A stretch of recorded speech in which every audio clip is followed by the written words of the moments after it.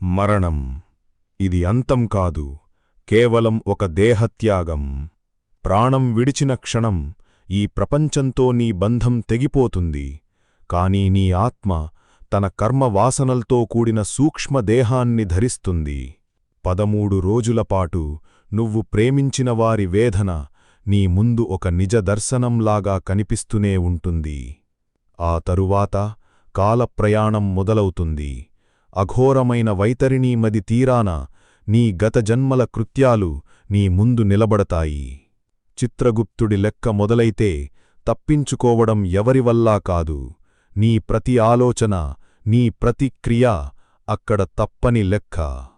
పుణ్యం ఉంటే స్వర్గం, పాపం ఉంటే నరకయాతన, ఇవన్నీ నీ కర్మచక్రంలో భాగాలే. నిజమైన సత్యం కేవలం కర్మ మాత్రమే. లక్షల జన్మల తరువాత వచ్చిన ఈ మానవ జన్మ తిరిగి మరో రూపం ధరించక తప్పదు. జన్మ, పునర్జన్మ ఇదొక ఆగని చక్రవ్యూహం. ఏనాడు ఆత్మ తన నిజ స్వరూపాన్ని గ్రహిస్తుందో, ఏనాడు ఈ ప్రపంచపు మాయ నుండి విడుపడుతుందో, ఆనాడే ఆ పరమాత్మలో విలీనం.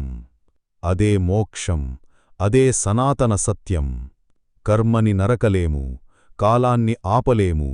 నువ్వు చేసిన కర్మలే నీ దారిని నిర్ణయిస్తాయి. ఇదే నిత్య సత్యం.